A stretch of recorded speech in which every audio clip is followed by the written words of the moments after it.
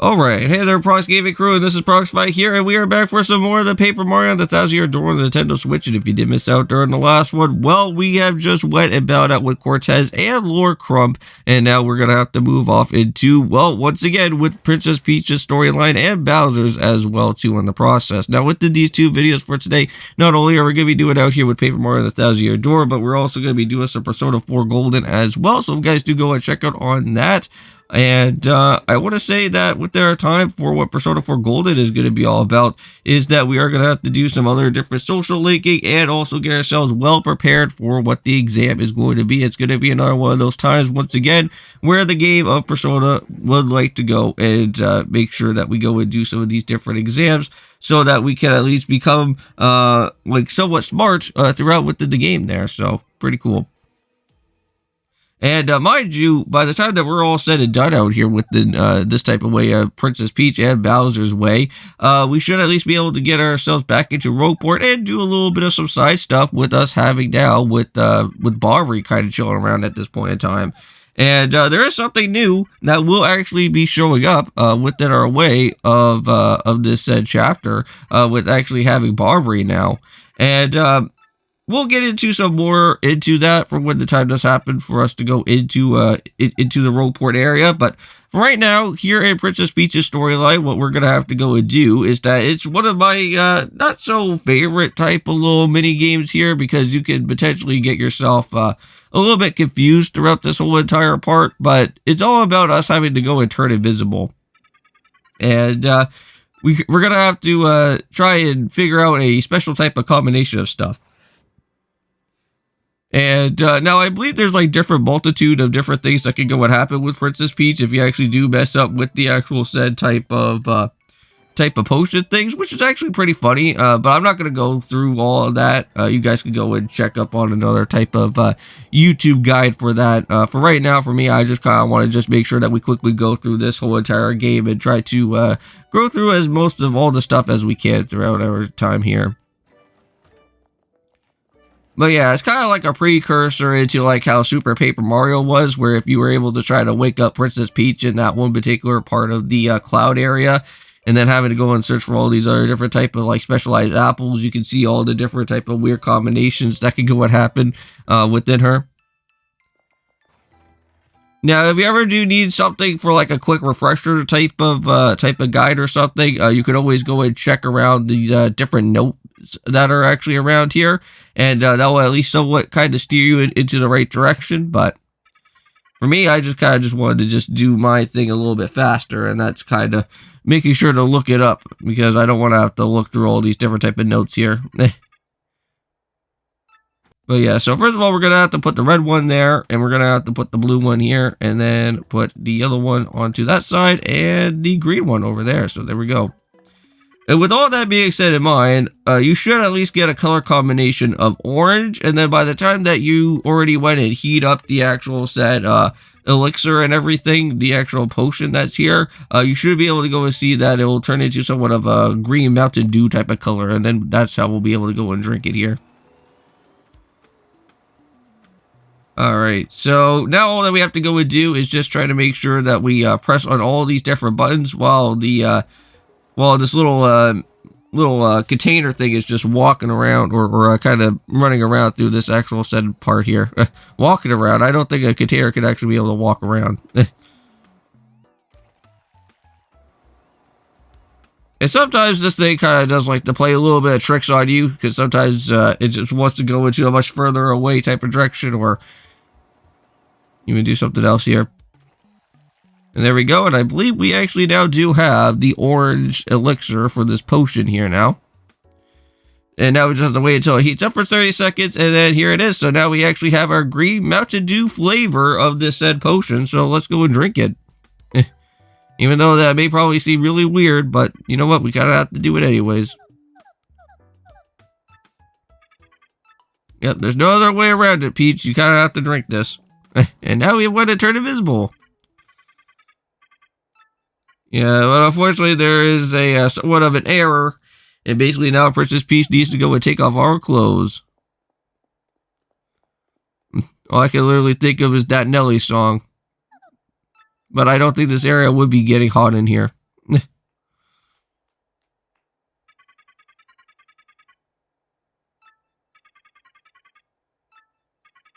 Alright, so let's go over to Grotus's place. And let's just make sure that we go and get that disk drive. And funny enough, there's one little segment that I actually do kind of like about here, even though that this type of part of trying to get the potion is a little bit annoying. You will actually get to go and see a really nice, cool little Easter egg with having the Famicom disk system here. And speaking about that, I've always been wanting to get the Famicom disk system. That was always like somewhat of like a bucket list for me.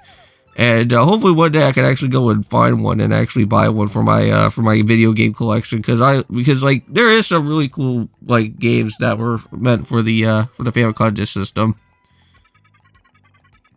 And I know that some of those games have actually been reverted into the NES as well too, but this is like a classic console right here. And that's the opening screen for the actual Famicom disk system as well. I believe they actually brought that back in a way. Was it there? Like, I don't know if they did that for like the Wii U or something. But I know that I vaguely remember seeing something of that later on in like modern times. We could have probably did that as an eShop thing, you know? Maybe.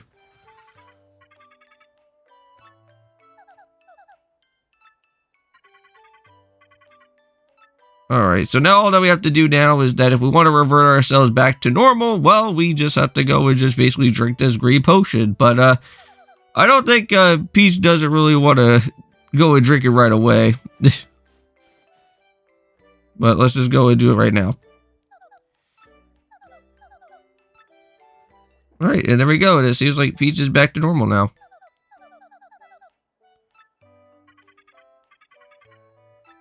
Alright, so now all that we have to go and do is that I think we should be able to just go and reach right back over to tech without having any type of problems at all. Don't have to worry about taking the elevator or anything. It'll just send us right on over here to his place.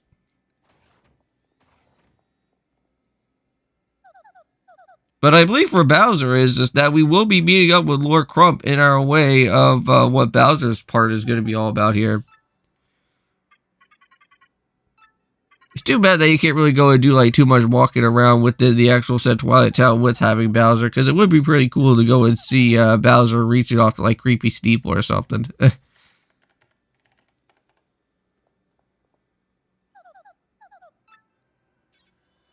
there we go, the message has been sent once again.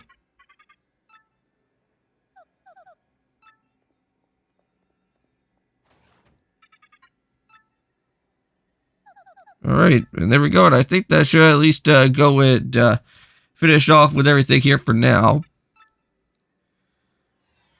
But pretty soon, we're going to be heading off into the moon. That'll be for what Chapter 7 is going to be happening there, but right now we have to worry about doing the train, the Excess Express, for Chapter 6, though.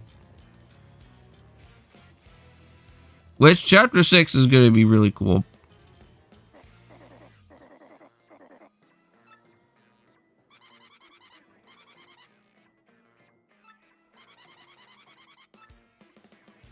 Alright, well, let's go and talk to Lord Crump here while he's trying to search for that super bomb or whatever that was going on for the last time that we were here in Chapter 4, because I know that Vivian went and dropped it somewhere, then we had to go and find it for her, but then all of a sudden now, all of a sudden it's like broke, right?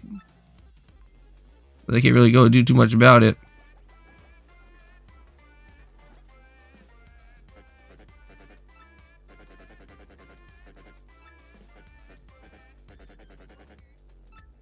Yeah, so now they already know that Lord Crump is already all about within gravity of the different crystal stars here.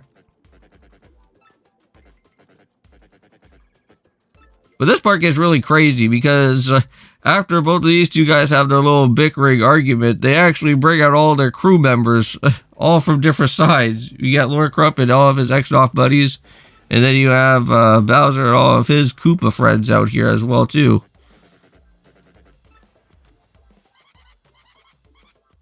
Yep, the whole Koopa army is already here. We got Magic Koopas, Patrol Koopas, even Hammer Bros. They're a whole way around over here. Oh my goodness, it's going to be like a big huge attack in Twilight Town. But not only that, but he is going to toss out that freaking bomb right there. It's going to probably do a lot of damage. Uh-oh, I don't think that was a good idea, Bowser. You just lit it up now. And there we go. Unfortunately, I think Twilight Town has just become a new follow game.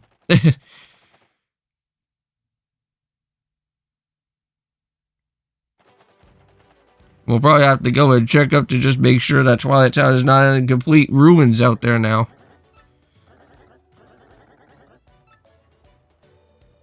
But yep, it's now going to finally be that time, is that we're going to be heading off back to Roadport with our pal Cortez. Even though that he was originally a boss and he treated us like, well, he was like somewhat of a villain to us, but now he went and turned into the good side now.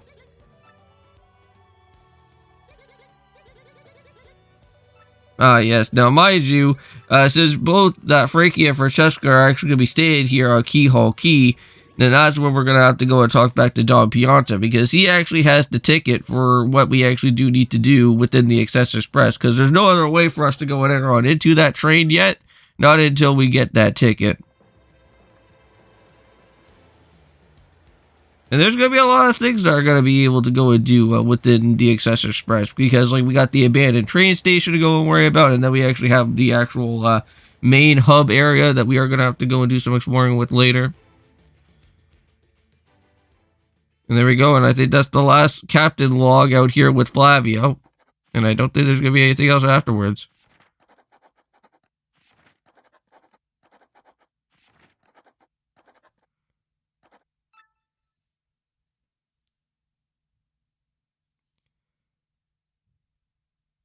Alright, here we are, back over at Roadport. I can't believe that most of these people are like not even terrified. You know, if you went and just saw like a weird random boat that's like a ghost ship that has a skeleton head taking the helm of this ship, and they went and parked their boat here, wouldn't you be terrified?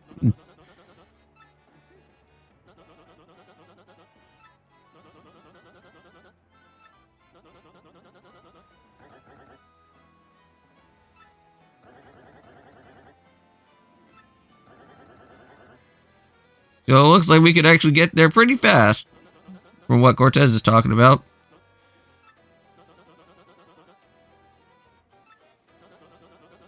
Maybe we'll probably meet up with Flavio again at some point. You never know. Alright, well, let's just go and head all the way up, down over here. Yeah, there is Luigi if you ever do need to go and talk to him again, but literally we don't need to really worry about it all that much. One thing that I am going to worrying about with Luigi is trying to get all of his different books. That's going to be something that I would like to go and try to do.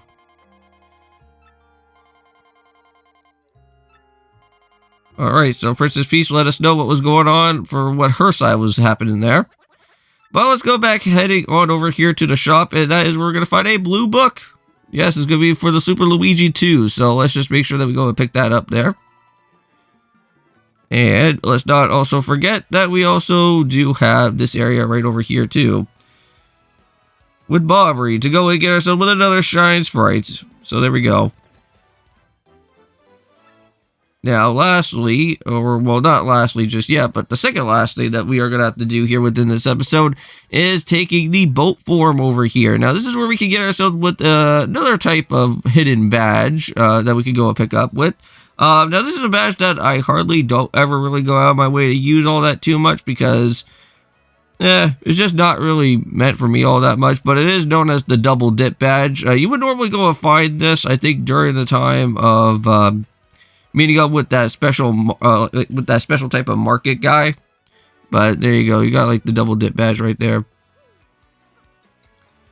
But let's go ahead on down here, because there's going to be a new little hidden building that we can go and check around with here in the Roadport sewers. And that's going to be with that purple area. And we never really knew about what that whole purple area was all about. And now it's going to be that time to see it. Alright, and this purple building right here is going to lead us right on over to Chet Rippo. Now, that name does seem familiar, because if you ever want to play through Paper Mario 64, you know that this guy does like to go and remove certain stats and then kind of add those stats onto any other type of other things that you want to go and do. But just make sure that you do pick out what other type of stats that you do want to get rid of, and then try to add, because you don't want to adjust something and make something completely all messed up for what your partner is, or even what you have. I hardly ever really worry about Chet Rippo, because that guy is such a scammer. I don't even trust him at all. But let's go and do one last other thing here. And let's just make sure that we go just blow up this area. Now we actually have a full-on access of all the different ways here now. And with that being said in mind, we're going to end things off here for today. See you guys in the next one for Paper Mario. And of course, peace.